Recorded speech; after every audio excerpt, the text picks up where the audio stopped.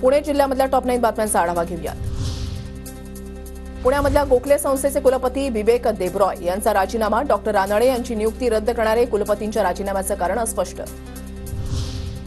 पुणे स्टेशनवर नव्याने 120 कॅमेरे बसवण्याचा निर्णय अद्याप कागदावरच, रोज 1,70,000 जणांचा प्रवास, मात्र रेल्वे स्टेशनवर केवळ 74 सीसीटीव्ही।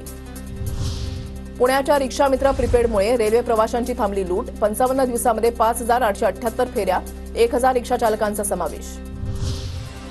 कात्रज डेअरीकडून दूध उत्पादकांना 2 रुपयांचा फरक मिळणार, पुणे जिल्हा दूध उत्पादक संघाची 65व्या सर्वसाधारण सभेमधला निर्णय, कात्रज डेअरीला 3 कोटींचा नफा।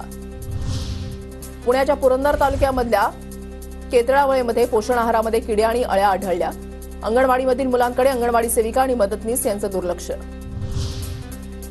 पितृपक्ष सुरू होताच पुण्यामधील भाजीपाला महागला, चवळी आणि गवार 1,200 रुपयांवर, दर आणखी वाढण्याची शक्यता। पुण्याच्या भोरमधील शिवमंदिर परिसरामध्ये जागेच्या मुद्द्यावरून सुरू असलेल्या शिवभक्तांचं आमरण उपोषण मागे, प्रशासनाच्या लेखी आश्वासनानंतर शिवभक्तांचं 10 दिवसांपासून सुरू असलेलं उपोषण मागे।